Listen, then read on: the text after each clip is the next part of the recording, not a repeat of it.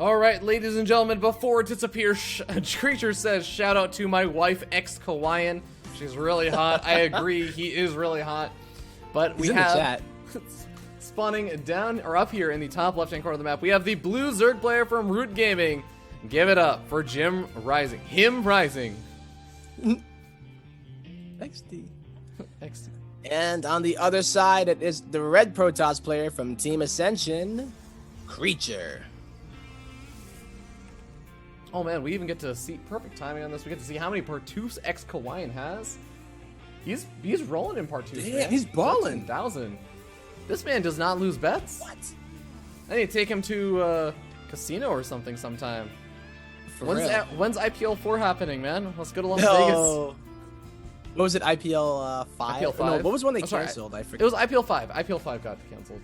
So I should have said IPL 6. I was gonna go to that one.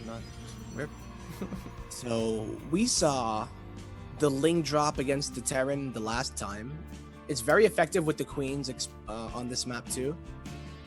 But we've seen Creature play super defensively, and he's really good at least holding those kind of attacks. Makes me wonder if he's going to be ready for something like that if it were to be a drop. I mean, the other really difficult thing I think about this map is there's like a couple of different things that can happen. The just straight up Roach Ravager aggression has definitely been very strong. A lot of pros players have struggled with that in PvZ just in general. Not even on Arena, just PvZ. Roach Ravager aggression has caused a lot of problems. Arena, it's especially strong. So you talk about like drops and stuff. I'm going to just counter and say, like, what if he just pushes into the front with Roach Ravager aggression? I'm just going to knock on your door. He's putting down the Roach Warren already. It's only the 2 minute 30-ish mark. So this could be pretty effective depending on how he decides to utilize it, because it looks like he did skip out on the speed. Yeah, I'm interested to see this as well. Some of the other signs is that we don't have like a second gas geyser, which I think sometimes I've seen Zerg players go for that earlier second gas geyser so they can also get a really fast lair tech up. And what they end up doing is they go for the Nidus Worm play as well with the Roaches for like a slightly delayed push, but we're not going to be seeing that. Roaches are already being made right now.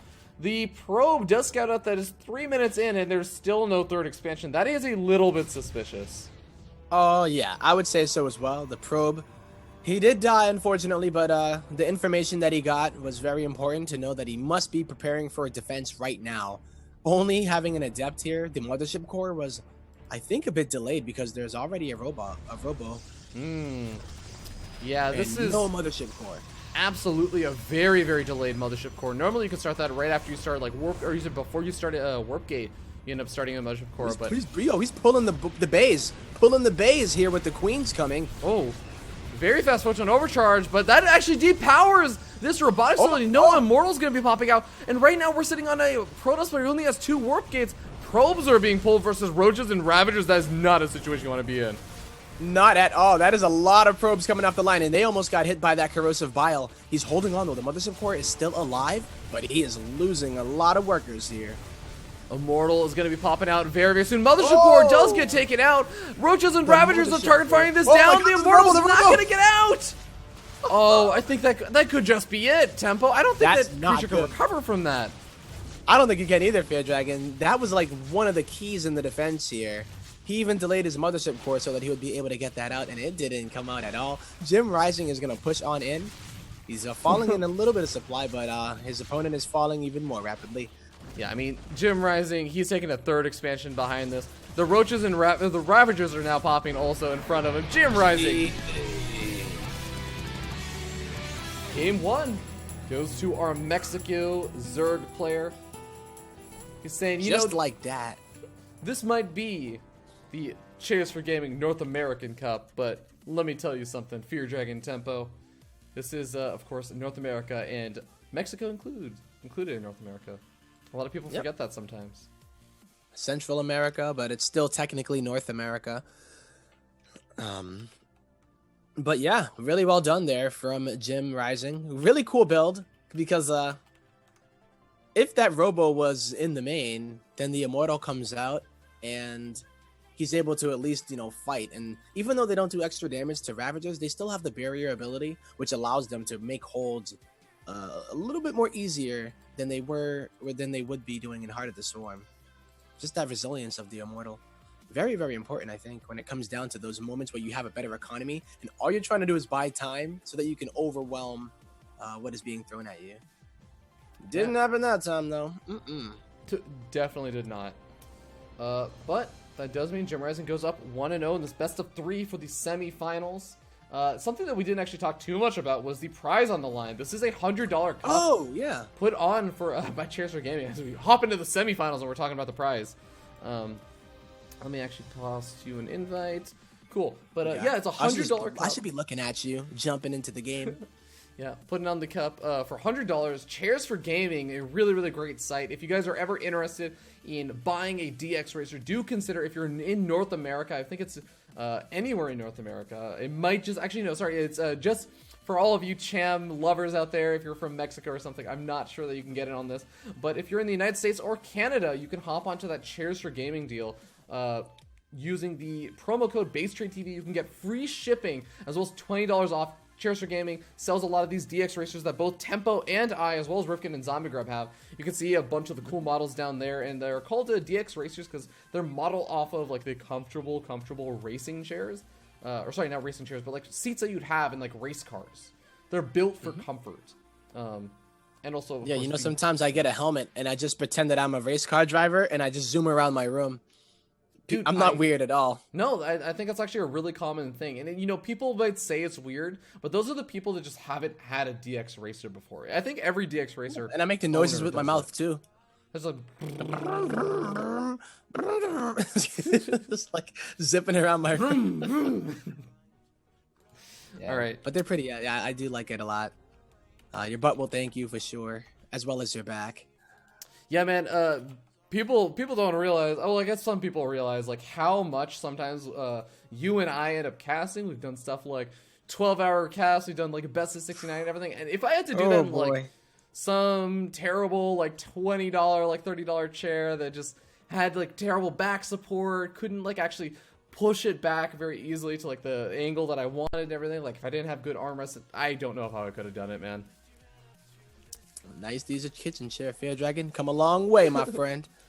For sure, but we are hopping into Dust Towers game number 2. We'll see you guys there. All right, ladies and gentlemen, we're hopping into it. Game number 2 in this best of 3. It's match point as this player up here in the top right-hand corner of the map fighting for his life. The Red Protoss. Give it up for Team Ascension's Creature. And his opponent in the bottom. It is Roots JimRising, representing Mexico. A lot of people in the chat are rooting for him. Viva Mexico! I see rooting so many fun JimRising emoticons too. And yeah, if Creature's from Team Ascension and Jim is rising, it's like a race to the top, right? That's and I think true. JimRising's kind of winning that one right now. Yeah, man. Not only race to the top. If he joined Team Ascension, that would be like the... I just had like the weirdest deja vu moment when you just told that joke. I feel like that exact situation has just come up before. Like, I feel like I just casted a series yesterday where that exact joke was used. Oh, well, Probe gets taken out very, very quickly over there. Creature going for the pylon block. Was it Creature who went for the pylon block in the other PvZ we saw today? You let it finish? I think you might be right. It was versus Cham, right? And Creature beat him, yeah. Well, not letting the pylon finish up this time. And JimRising, of course, not going to be going for that fourth expansion as is natural. That would get a little bit weird. Like, I totally understand foregoing your in-base natural expansion as a potential fourth expansion later on, but foregoing your third expansion just seems a little bit weird. It just makes it harder to connect your bases by creep. Yeah, I like it a lot too. Just like personally, I mean, me personally, I do like taking the that front one just to spread it forward. Yeah.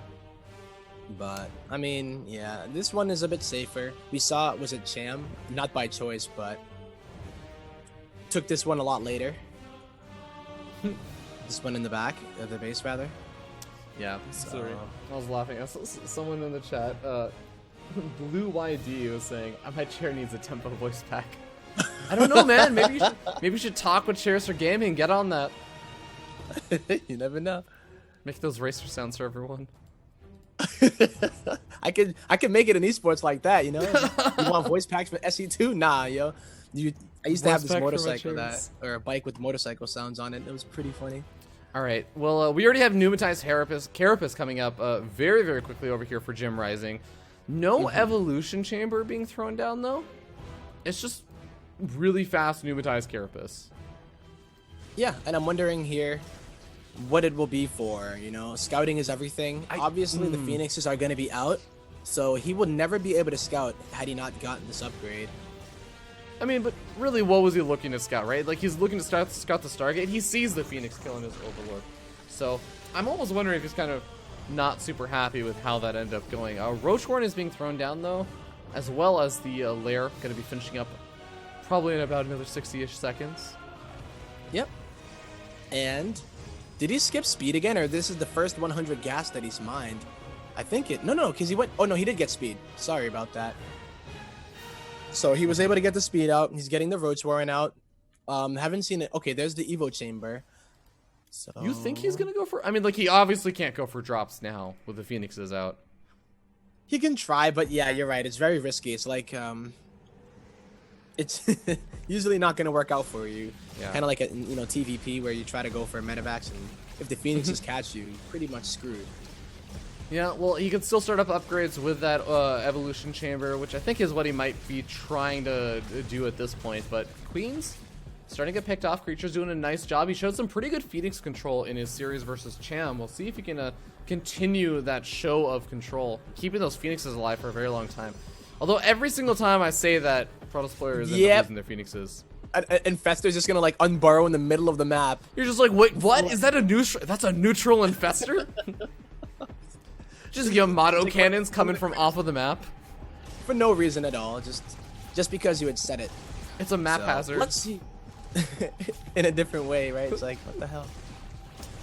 Well, something Avex should put in this next map. Dude, I would love that. It's just like a random chance at some point, every minute in the game, every time it's 1 minute in, a random unit will get Yamato cannons. That would be so great. Well, you know what? As far as creature going, the style, what he's been doing, we've seen this pretty much multiple times, right? Like against Jam, he fell to it. But JimRising's style seems to be a little bit different as he is getting upgrades, already getting the +1. But it seems to still be that Roach Hydra style. Yeah, it's something that's just really, really common these days in ZvP, right? We end up seeing this so often of Roach, Hydra. You pump out the Hydralist, you think about getting those Roaches later on. I mean, in this situation, JimRising got a couple of Roaches, and he's been fairly aggressive with these Roaches. I'm sort of surprised. Like, knowing that there are these Phoenixes out on the map, I guess it does kind of give him a little bit of safety where he doesn't have to worry about the Phoenixes doing harassment. And it ends up wasting the energy as well. None of these Phoenixes have any energy to lift up. No, they don't. But it's still pretty nice to be able to thin out the Roaches. Roaches are... I mean, it's usually better to thin out the Hydras, I would say. Yeah. If you're going to thin out the Roaches, you need to do it now, not in the battle, because it just takes too long to kill them. That is so interesting. Because, yeah, you're right. Normally you want these Phoenixes to thin out the Hydralists also. And one of the big problems that a lot of Hydra players you run into for those first couple of minutes you're trying to produce those Hydras is that the Phoenixes can pick them off while they're in low numbers. Well, those Phoenixes had to go back, or at least try to go back to deal with the Roaches. So suddenly now it's like, hey, Hydralists don't have to worry. They're already in critical mass by the time they get back. Ooh. Yeah. And... another reason why he may be doing this is the fact that he's going to be going for charge and Archons again. So if you get rid of the buffer, then as long as those Zealots are going to be connecting with the Hydras, that's basically the most effective use of the Zealots, I would say. Oh, they were pretty damn effective in that game where they were setting up +2 weapons. Yeah, this game, though, JimRising, unlike Cham, is going to be going for those upgrades much faster. Getting up +1 Carapace upgrade, getting up the +2 melee attack or missile attacks, and he's going to be not only keeping up with the upgrades of creature, he's going to be surpassing them. Surpassing, yeah. Getting the armor upgrade, like you said, and the unit comp creature is getting to it, unlike he did in the other game on this map. So, What are these 4 roach JimRising, attacks? I know he's seen this unit composition multiple times. What are these 4 roach attacks that JimRising keeps doing? I don't even know. Second time, it's just like at a really weird time. He just sends 4 roaches across the map. I almost feel like somehow JimRising has like some hack going on. I'm obviously one joking about hatchery, this. maybe. That's Yeah. rally. Well, look at the third hatchery rally point. Oh, is that it? Yeah. Oh, all of his rally points are actually just randomly out there. Yeah. So if he doesn't hotkey it and he misses the hotkey, then he just That's true. random roaches. He just reset it back to be at his 4th expansion or 5th expansion, I should say. Roaches moving around the map in a very peculiar way. The Phoenix does catch wind of this. And that's a big deal to know. Just like, okay, here comes the attack. But I mean, he should also see that this is just the roaches. There's no hydros with this. And if creature catches that arm, oh my god! Once he again, catches the army, JimRising. yeah, that'd be pretty brutal. What are Although these there aren't roaches? any way to like, what? It's He like wants to get in there for the run by while the 4th base is being taken, but creature's not about that. No, JimRising, he's maxed out, and he just wants to do something here. It's working out a little bit better, but the Mothership Core is over here with a lot of energy for Photon Overcharge. Roaches get obliterated. Zealots also charging away at those other roaches that were trying to go for that run by on that 4th. And creature, this is exactly kind of the situation that we saw with Cham, where he just looks super solid with that defense. Yeah, never really getting pulled apart too much. He has so many immortals once again, and he's getting the dream composition. Lurkers, though, remember, that's going to be a dream composition, and he may have been throwing a few of those roaches away just to make room for the supply, but creature is now in a weird spot. Does he not have an observer again? He does at least have the revelation, though. Yeah, nice angle for creature to run away with some of those zealots, though, because lurker shots, a lot of them being dodged, but not going to be dodged any longer. Hygel's doing a lot of damage as well as those lurkers. All the zealots have dissipated, and these immortals and archons are going to have to back up. Luckily for creature, he's not engaging the lurkers in a situation where they're now attacking his 4th expansion. Well, it's in a pretty difficult spot here. The barrier's already been used by the immortals, but they are getting target. Oh, they're target firing the lurkers. Yo, he might be able to push on through. The immortals were able to actually get on top of a lot of those lurkers because the Hydrals were not in front of the lurkers. The Hydrals aren't really there to tank in the first place, but I mean, all the roaches got evaporated so quickly during those initial engagements. Pretty hard there, but they did what they were supposed to do, allowing the immortals to get on top of the lurkers, and he did a pretty good job there. You know, it almost looked like he was gonna die because the barrier got used while he was repositioning, not while he was fighting. So that's pretty good here for him, I would say. But ooh, this is gonna be a round 2.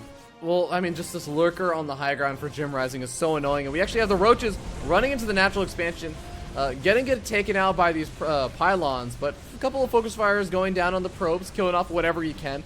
I don't think Creature's going to be hurting too much from losing a few probes here and there, since he's really mined out of his main base. He's effectively on a 3-base economy. But it's 10 kills there on that lurker. You know, he paid for himself pretty well, and he denied all of the mining from the 4th. So not only was it losing those probes, but the mining time is so big, especially because JimRising taking the 5th base, he's going to be able to figure out what it is that he wants to do next, right? Yeah. I don't know if he got Hive Fear Dragon. I don't believe he did, but he did put a Spire down. Yeah, I'm trying to find where he put his lair. I guess his lair was in his natural. Spire is also in the natural, and yeah, he did not start up Hive. He did get Infestation Pit as well, right next to that. Oh my god. If there was a Warp Prism, this is where I would want to drop it and see the Zealots warped in. Take out the where all that juicy tech is. Lair, Spire, Infestation Pit, Evolution Chambers, even the Roach Horn is there. Yeah. Hey, you might even get a few Overlords if you have like an Archon in there randomly, but... Well, we're starting to see JimRising get maxed out once again. He's got those lurkers in the mix as well. And, well, this is going to be round 2. It's going to be a very important round. Oh my god, JimRising getting a lot of kills again at the 4th expansion. 9 kills on one of these lurkers. Damn. Yeah, these are 2/2 lurkers as well. So they're able to stop that mining. They kill it. And here comes the drop into the main, though. So the distraction is happening. And let's see if it's actually going to mess with JimRising enough. It pulls him all the way back home. I think that's actually really important. Pulling it back home gives him time to resaturate that 4th expansion and to get closer to max out, because he's not maxed out and he's up against a maxed out army. He definitely wants for this situation to carry out at least a little bit longer. Not necessarily late enough that JimRising gets out his hive and starts getting maybe an Ultraless Well, I don't even know if he wants to get an Ultraless Cavern against Immortals, but he might want to get Broodlords. Greater Broodlords Spire, is the end composition, or the end unit to add to this composition in order to just win it straight up.